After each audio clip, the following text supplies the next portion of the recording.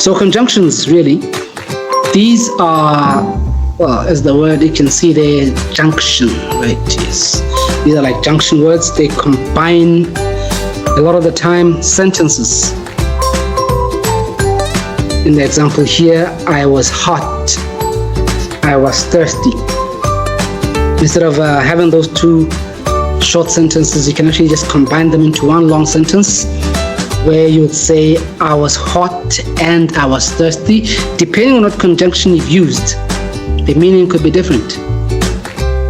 If the sentences correspond logically, we normally use and, but if they have a logical contradiction of each other, we'd normally use but. I was hot, but I was thirsty. Does that make sense? No. See? But if you say I was hot, but I was not thirsty, see, yeah, that would make sense.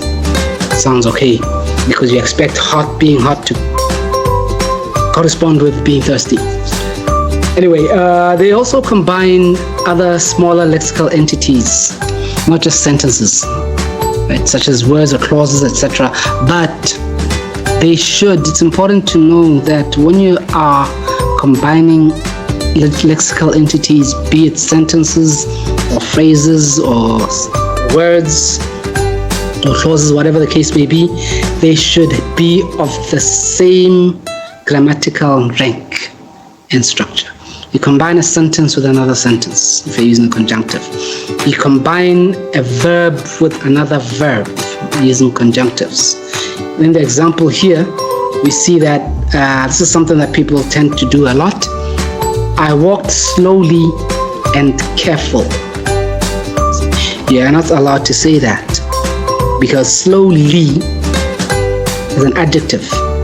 It's an adverb. If you remember when we talked about adverbs earlier, it shows how it's done, right? Slowly.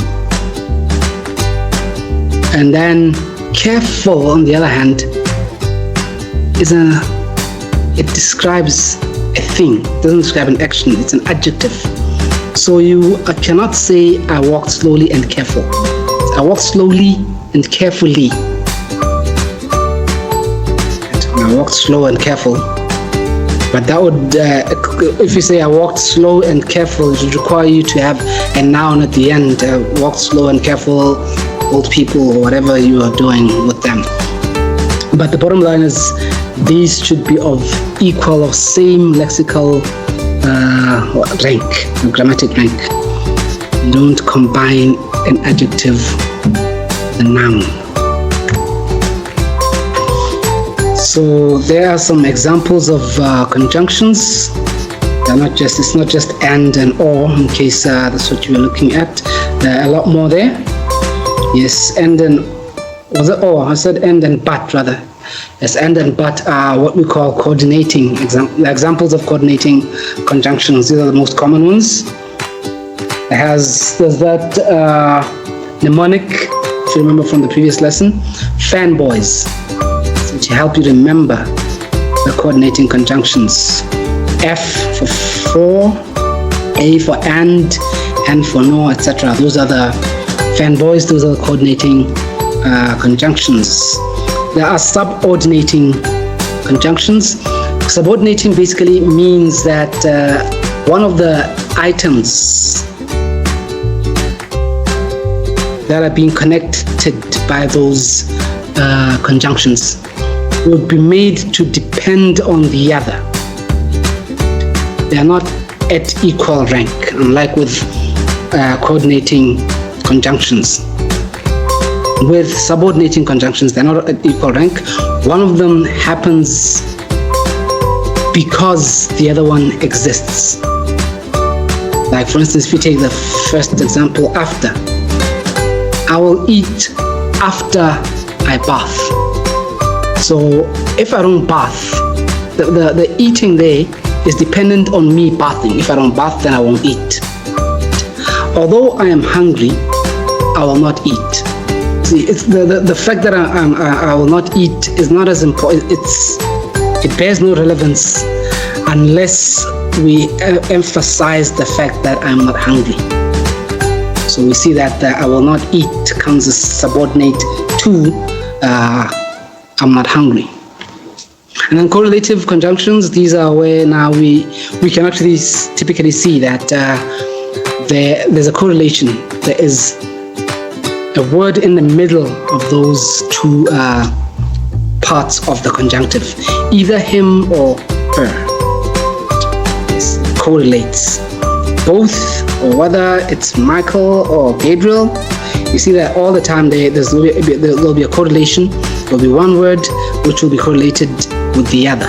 So the conjunctive, we find that the first one will have, the subject would fall in the middle of the two parts of the correlative conjunctions.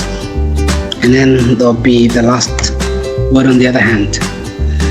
Okay, let's look at interjections. This is a bit hard now. I think I should be calling it.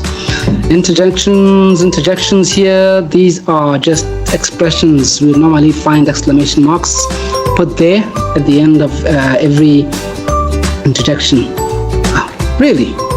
See, all those sort of things where we now just throw in, they're actually meant more to express, that they're used in less formal writing, and they're more of narrative writing, will actually have you sharing the view, the emotional situation that the author is going through. So here are some examples of these interjections there. Normally, like I said, you notice that in almost all of them here, they are followed by exclamation marks.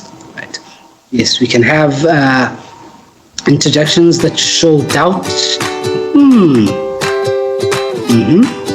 Those sort of things. Yes. Or dismay. Interjections. Oops.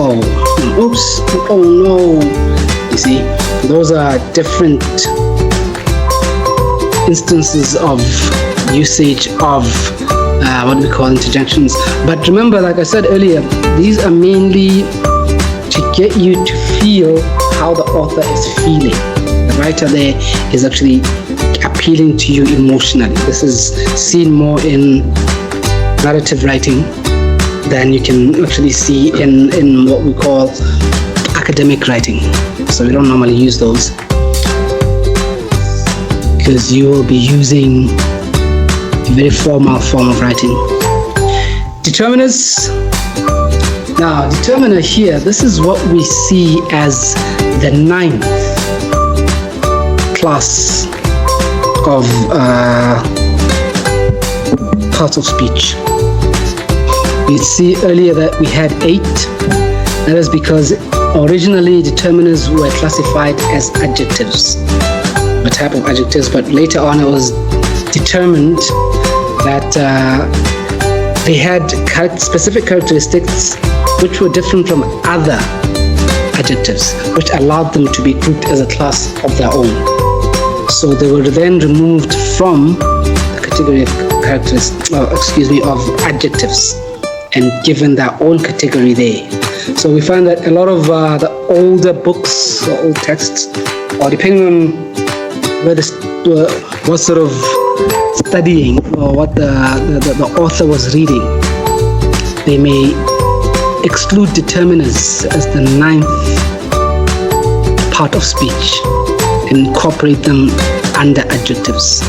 But it's important to note that determiners should be seen as individual. It's the 9th part of speech, because you'll see again that the determiners, so here the words are placed in front of nouns, basically, yes, to specify quantity or to clarify what the noun refers to.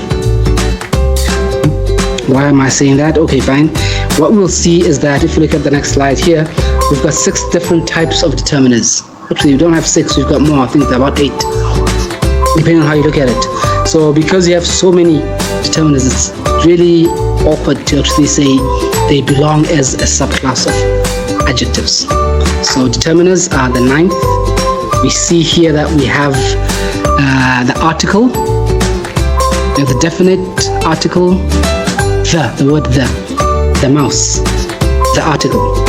Or we have the indefinite article, a or n, depending if the word starts with a vowel, also will be an apple, or an article, the article. If it's definite article implies that it's something that a specific thing, whereas if you're just using an indefinite article, a or a boy or a girl or an uncle, means it could just mean any random member of that class or that grouping. Okay, we've got demonstratives. This cat, those students, demonstrates. Possessive. Yeah, if you remember from the previous lesson when we talked about nouns, pronouns specifically, there was a mention on that document that you were looking at, on that slide that you were looking at, which had possessives. They actually show who owns that ownership, really. Yes, in Setswana. We've got the quantifier. We spoke of quantifiers again. When we were talking of nouns, we talked about uncountable nouns and countable nouns. And we said the quantifiers there, we find for much or most or less or least or few. If it's a countable noun, say few. If it's an uncountable noun, we'd say, or let me say, if it's countable, we'd say fewer. Or if it's uncountable, we say less. When you're comparing. And then finally, we've got numbers and ordinals. Ordinals, rather, what was written as numbers here is sometimes referred to as cardinals. Cardinal numbers. Like these are the actual numbers. There are 5 boys. They are used to count. Yeah, so it's a bit of a description, really. If you look at determiners, really, they work more like adjectives. That's why they were classified as adjectives. It's a bit of a description there, but it's a special type. So we use numbers in sentences as parts of speech. There are 7 students left. Those are cardinal numbers. We also have ordinal numbers or ordinals where the position is actually specified in the number. This is the first time we're discussing this. The 17th person to get in class will get a reward.